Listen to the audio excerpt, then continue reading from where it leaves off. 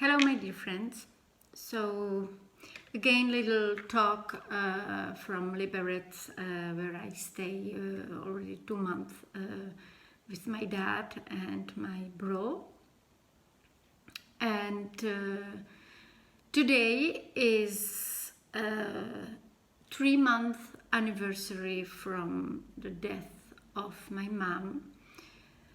So it is a special day. I could not sleep very well yesterday, and I woke up very early this morning, and I spent some time with my mom because I have a big picture of her right in my living room here that my brother painted. And we went to cemetery to bring her flowers, and candle, and have a little moment with her. And I think that half of the day I am talking to her in my head. However, I'm here also 2 months with my dad, doing less and less well, but still holding on. And so I would like to share some more observation of what I see while taking care about him and actually making him company on his last part of the path. And I'm sharing on Facebook some little things, but not so much as I could. First, because there is not so much clarity. Second, because I really lack of energy, and the energy that I have, I need just to make it from one day to another. And third, there is also some kind of like it's so private, and I still share what I feel it's okay, I can share. But even me, I don't really know what is happening and what is happening inside and outside. It's a little bit foggy because I'm just navigating through something that it's the very first time. So whatever I'm sharing, it's really my personal sharing. It is not something that apply to everybody. And if I'm sharing it, it's first because it helped me actually to keep in touch with you through this time that actually I'm not so much keeping touch or being in touch with most of you. And also because few of you wrote me that you are going through similar situation, or you face the similar issue. So if what I'm sharing can help, it makes a little bit more sense for me, maybe for you as well. So I prepare few little point, as I like to do, about what my reflection can be. And I saw that many of you wrote me like, you are such an example, or it is wonderful what you do for your dad. So I would like to put it a little bit in perspective. So my very first point is that it is not for everybody. Honestly, taking care about your dying parent, it is not for everybody. It's hard. It's very, very hard. And my dad was always very clear that he doesn't want to die in the hospital, and I promise him that I will not let him die in the hospital. So I do, or we do with my brother, because he's here, we do what we can to keep him away from hospital and respect his wishes.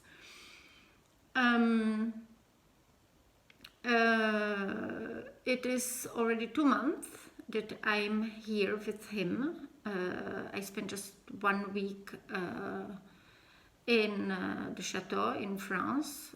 Alain came once here. My children came for a few days here and there.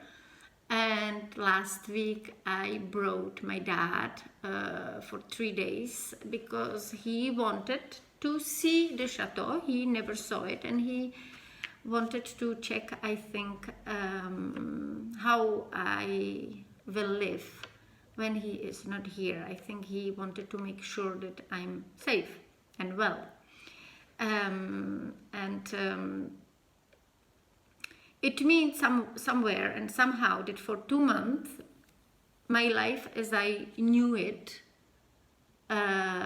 is over.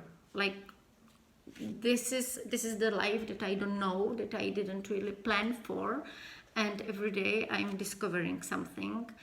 And I'm really saying it is not for everybody. First of all, from material aspect of it, I'm very blessed and lucky because I can afford to be here for 2 months, maybe 3 months, 4 months, 5 months, I don't know how long, because I have huge support. I have support from my husband, I have support from my children, I have support from all team working on Chateau, I have support from friends, first of all, from friends who come here to take care about my dad, doctors, nurses, and it's amazing.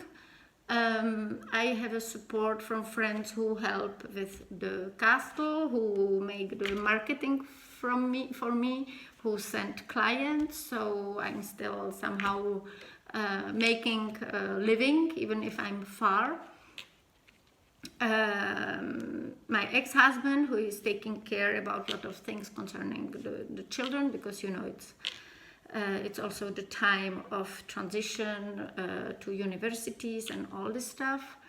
And also from friends who support me by being here, or they support me by not asking for my attention. And I'm really grateful for this, because I know that many of you are here, you sometimes like something or send me a little heart, and I know that you are with me without asking me for whatever, because I just don't have space and energy for it.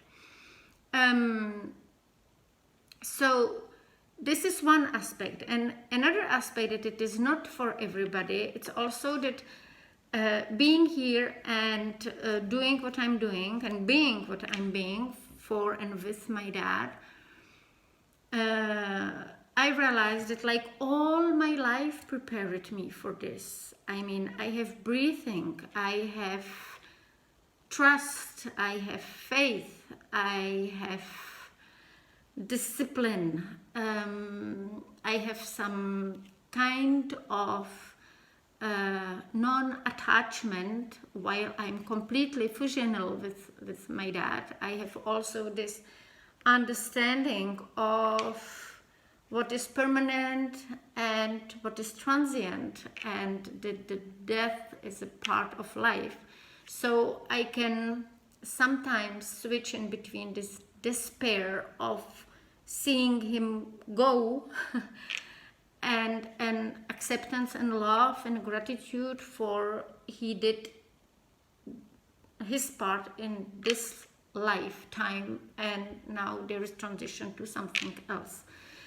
And I can also face the physical pain, and I can handle somehow, not always well, my own pain. It's a very painful time.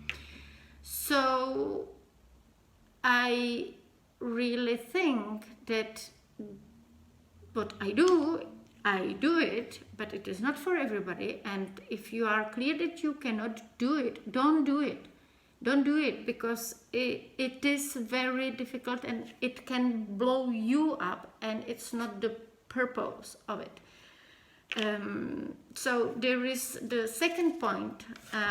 It's to have the clarity why you are doing this, or why I am doing this. So it's just in case that you are in similar situation, or you will be, and you think about, oh, I will do like Misha. I'm not sure. Okay, so you have to be sure.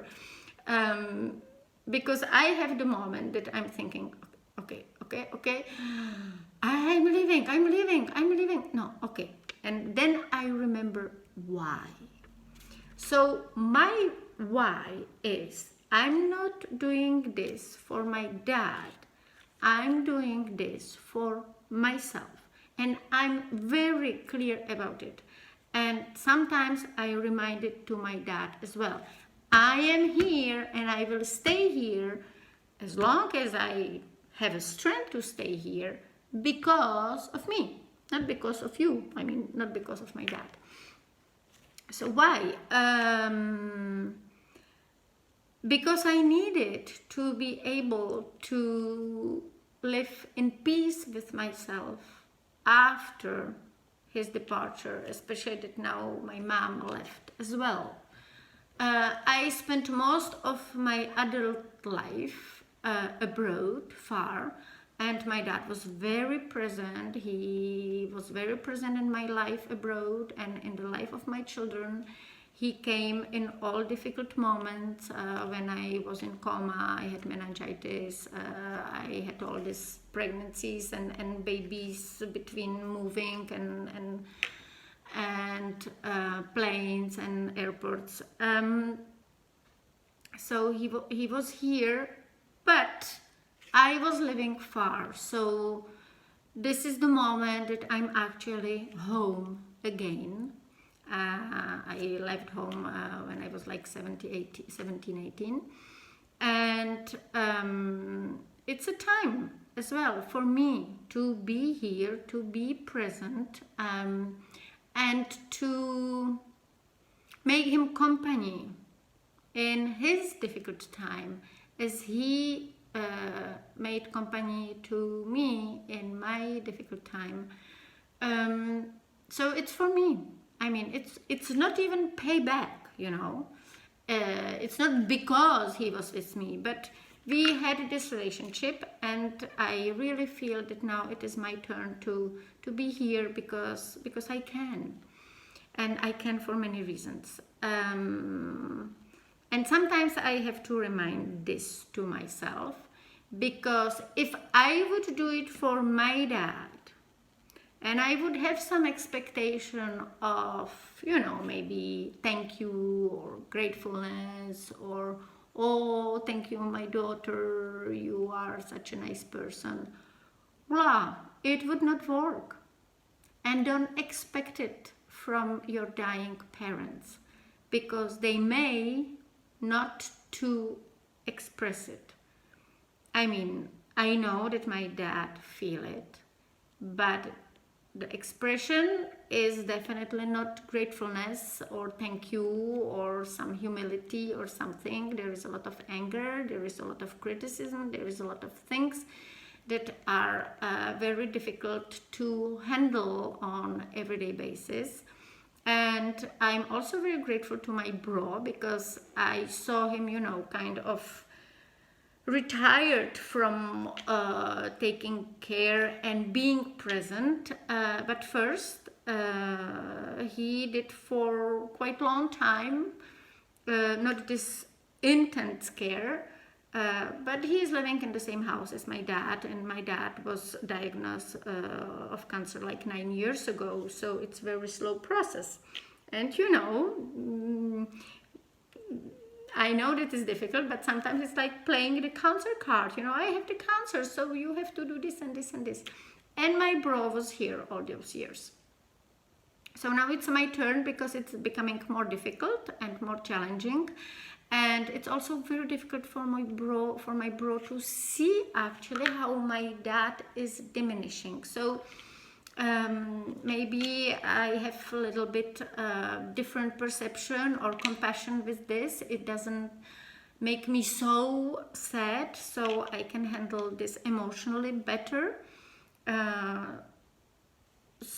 So it's my turn. It's my turn. And there is maybe also something that I didn't think about it, but one friend told me, you know, you are giving great example to your children. It's not that I'm hoping or counting on that my children will be here when I will be dying. But they are here with me a lot already for my dad, and they see the process, and they see as well how I'm handling or not handling the process. And I think that it's a great experience for them, for the future, for their own path, and certainly the losses that they will face in their own life, because we all do. And I'm saying that the biggest gift I can give and offer to my children, that they don't have to take care about me when I will be old, because it is a very difficult situation for many of us. We are in the sandwich between parents and children, and my children, thanks God, they are very independent, and they are already adult, even if they are very young adult, and they really handle amazingly. So it's also in this family and educational motion, maybe, that all these things are happening. It's kind of being in touch with death as a part of life, and what we can and what we cannot do, because they can also see what maybe one day they can and cannot do, and it is important to know it. So my third point is the clarity on you. Actually, if you are taking care, like intensively, not just coming sometimes, but even coming sometimes actually, of your elder and sick, not necessarily dying, but sick parent, be clear who you are as much as you can, what you do, what is your personality, what is your identity, and why you are doing the things in your life, and why you are why you did the choices that you did, because they are your parents and they know you and they know all your blind spots and sweet spots, and they will push in it, especially in this time of when they are not feeling on the top and best, and they will really want to be still your parents, and they will push you. They will push you, and it's their job, you know. And also, what I see with my dad, that now there is like less filter. So he just said whatever he wants, and sometimes it's really, really harsh and mean. So if you are in your ego and you still want to prove them something, you know, like it's maybe end of your life, and now I want the solution and I want the answers, and it's I expect that you will tell me how good I am, and it may not happen. So be clear about yourself and go there, leaving ego somewhere else. And it's not easy, I can tell you. Sometimes I just like so it's really not easy, but it helps if you are solid in yourself and you are able to let a lot of things go. And sometimes you will not be able, so okay, you lash it out and then just move on, because this is how it is. The fourth point is the respect. So what I mean by respect, of course, we all respect our parents and sometimes not, but for me, this was really like kind of revelation. And thanks to my children and all the path that I did already with my children, and leaving them to do their choices and living their life and their mistakes and their failures, even if I knew, but they needed to learn by themselves. And so with my dad, especially now that he's really weak, sick, a lot of things he cannot do how he would love to do, but he still wants to do it, and he wants a lot of things his way, and like I will just give you an example. We arrived from France and really I was driving like crazy. I thought that he's dying in the car. He could not get out of the car. He was breathing very slowly. He was not eating, drinking for 15 hours. He was vomiting. And on my way, I was like, SMSing my friend nurse and my friend doctor, what can I do? And as soon as I came home, they were like, they were coming and giving IV and checking on him, and I was running for the medicines and this and that. And then my dad was lying in his bed like this, and why you are bringing all these people here? I'm tired, I need some rest. What they are doing here, all these people? You really need all this time to have the people here. And I was like, oh, ew, they just saved your life. But I didn't say it first. And second, it was like, okay, Dad, now, they left, so it's okay, now you can have a rest. And there are moments where even the people who help them, they bother them because it's demanding their attention and they don't have a strength for it. It's like, imagine you when you are really sick and really unwell, you don't want to be bothered by even your children or husband asking you, do you want some water? Do you need something? No, just get out and let me sleep. Okay, so this is it. And I have to respect sometimes as well the things that he doesn't want some medicine that would help him, but he doesn't want the IV or some injections or medicines. He doesn't want it. Or he wants to do his coffee or his soup on his own and then bring it and it's spit somewhere. Or he wants to go in 3 o'clock in the morning with his dog outside these 3 levels and 3 stairs in the house. And I'm like, okay, the number one cause of mortality in the old people is the, fall, and he will fall somewhere and he will break his head or something. But I have to respect his choices. He's not little child. He's my dad and he's an adult person and he has a right to walk his path with consequences as he want and he decide, not me. So the help we think we are giving them, it's not always the help. And even at that stage, we have to respect their thirst and need for self-reliance, the maximum of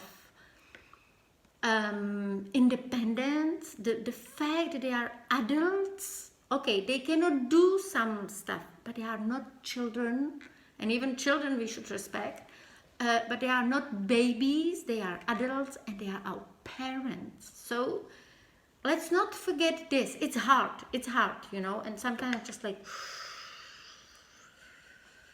okay, but let's respect it because, yeah. So I was saying, I really like it, the advice of my friend doctor. She told me, at this stage, it's very simple. You have to keep your dad hydrated, painless, and just support him in all the crazy, even craziest ideas he have, because this is the moment that he can really whatever he wants. And somehow this is the respect as well, that the person will not live and do the things as we see from our perspective, but they will do it as they feel, because they are in the place that we have no idea about. So the point 5 is patience, and I think that I don't need to talk a lot about it, because if you listen everything what I said before, we really need for this a lot of patience, a lot of patience with our parents for sure, but with ourselves, because we are not this wonderful being that they can take just everything and be here and serve selflessly. We are a human being, we have our shortcuts, we have our temper, we have also our ego, and we have our unresolved issues, and we have also the lifestyle coming around, like family, business, work, job, friends,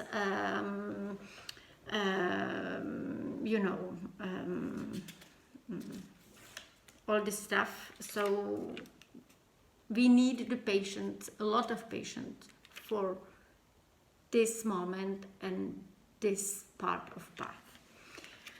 Which brings us to point 6, which is self-care. And I'm guilty as charged, because I don't practice self-care as I would. I'm spending a lot of time in my pajama, and I'm spending also a lot of time on reviewing Grey Anatomy, like all series. I'm on 15th. I could do much better. I could wash my hair more often. I could meditate more. I could read some uplifting books. Yeah, but I don't. I do, but not as much maybe as I could.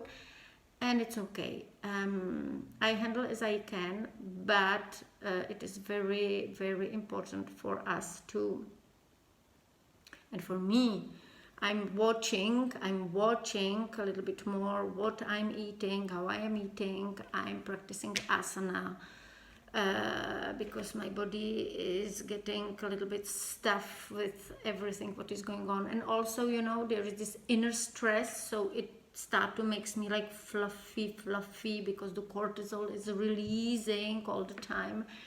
It's really like long-term chronic stress, even if it is just like inside, and it takes a toll. So the self-care is very important, and taking care, getting ready, be healthy and be relatively strong, it's really the condition to be able to take care about somebody else.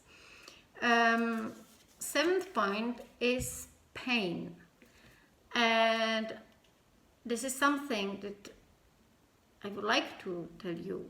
Be aware of pain, because the pain is omnipresent, and the pain is emotional, mental. We really touch in a lot of things in us that we were not aware, or we thought that we resolved them, and we did not. The pain is physical as well, and if you have this ability, like a sponge taking the energy around you, you are spending a lot of time with a person that is dying and that is in pain, and you catch it, you capt it, you get it on you as well. So it's important to be aware of it, work on it, don't be afraid, and when pain comes, embrace it, but also working on eliminate it as much as you can and accept that some pain will stay. And be aware that when you spend a lot of time in such a energy field, it will have some consequences on your body. So we really have to minimize the negative consequences. The eighth and nearly last thing that we need to work, even if you are not taking care about your parents, but your parents are old or sick or dying, it's forgiveness. Ask them for forgiveness for you. Forgive them, because they are your parents, but they are also human beings. They did what they could, and very often they didn't do enough in your eyes, like we are not doing enough for our children. And there are certainly the things that you want to blame them, but it's done, and now you are adults responsible for your own life, and they are responsible for their life, and they're dying actually. So this forgiveness, it's really like, if you didn't do it already, please do it now. Do it now. Don't let some petty stuff that finally has not really big, it is not big deal at the end of the life, because even like this horrible, bad and dramatic things that were happening, forgive them for yourself. Forgive them to lighten a little bit your own load of your own path and your own life, and don't carry it after their departure with you. Because at the moment of the departure there are a lot of guilt and shame and resentment and the things that you are not happy and well about yourself, so don't add it. And if you think that they have something to forgive to you, ask them, just ask them, it's the moment. And just after forgiveness, or even before, there is love, love, love. And it will be never enough to tell them how you love them, because you do. Even if you are sometimes upset, or maybe you don't talk to each other and whatever.